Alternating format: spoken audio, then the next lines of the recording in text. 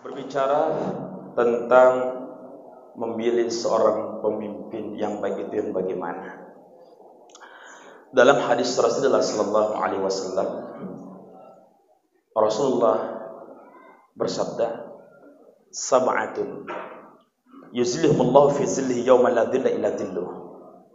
Ada 7 golongan yang kelak mereka akan mendapat naungan Allah Subhanahu wa taala yang tidak ada naungan selain daripada naungan Allah Subhanahu wa taala tersebut.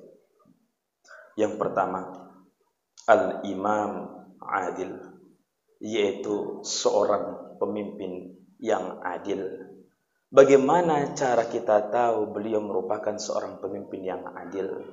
Tentu kita akan kembali kepada sifat baginda Rasulullah sallallahu alaihi wasallam. Apa itu? Balik, amanah, patona. Jadi pertama, dia itu juga orangnya harus menyampaikan. Kalau memang itu benar, maka sampaikanlah itu benar. Kalau itu salah, maka sampaikan kalau itu salah. Kemudian cerdas. Seorang pemimpin itu harus cerdas.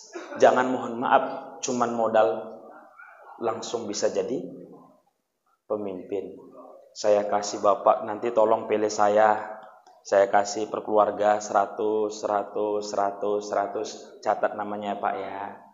Kalau beginilah pula dimulai, terus apa yang bakal beliau berikan nanti kepada kita kalau cara beliau dari awal sudah salah. Dan sebetulnya itu kita yang tahu.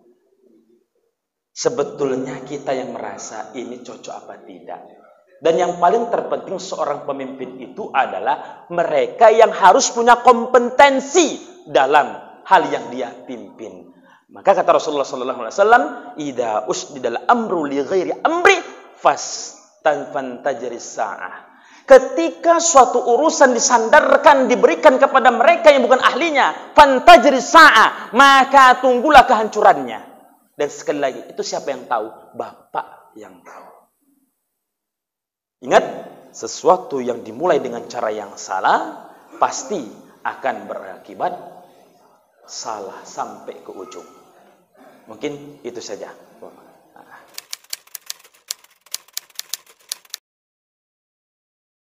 Memang tidak semua dari kita itu dapat mimpi langsung bertemu kepada baginda Rasulullah SAW. Tentu mereka yang bertemu dengan baginda Rasul itu termasuk golongan orang-orang yang memiliki tingkat ketakwaan yang luar biasa, yang artinya orang-orang yang dekat kepada Allah Subhanahu wa taala. Katakan seperti para alim ulama, para habaib, itu mereka bisa bermimpi bertemu dengan Rasul. Tapi yang menjadi pertanyaan, apa ciri kalau kita itu bertemu dengan baginda Rasul? Yang pertama, dan ini yang sering disampaikan, bahwa ketika kita memang bertemu dengan Rasulullah, maka Rasul yang akan berkata bahwasanya akulah Muhammad. Sedangkan kalau tidak ada ungkapan seperti itu langsung dari yang kita mimpikan tersebut, itu bisa, mohon maaf, itu bisa kita katakan itulah syaitan tadi itu yang mengajak kita kepada hal yang pada akhirnya menuntun kita pada penyimpangan.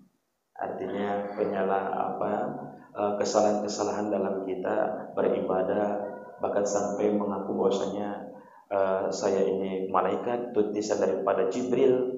Pada akhirnya ada yang mengatakan saya ini adalah nabi terakhir setelah Rasulullah, seperti mereka dan lain sebagainya, mungkin banyak sekali.